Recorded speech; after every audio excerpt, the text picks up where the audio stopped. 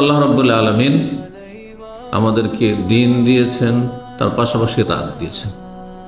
শুধু যদি দিন থেকে যেত সবসময়, রাত না হতো, তাহলে আমাদের বড় অশান্তির কারণ হতো। বহু দিক থেকে আমরা ক্ষতিগ্রস্ত হইতাম, হয়তো আমাদের জীবনযাপনও সম্ভব হইতো না।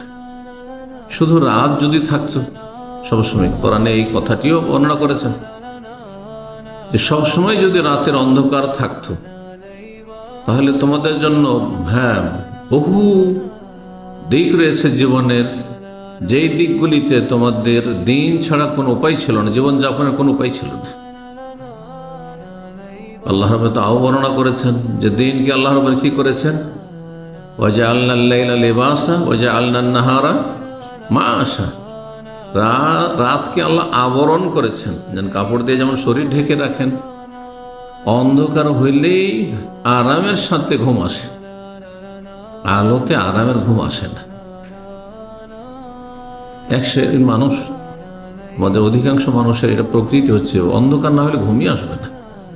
আর যদি কারো আসে, অভ্যস্ত হয়ে গেছে হয়তো অনেক চেষ্টা করে, কিন্তু সেই আরামদায়ক ঘুম আসবে না। তাহলে অন্ধকারের প্রয়োজন রয়েছে। এছাড়া বহুমুখী হিকমা রয়েছে।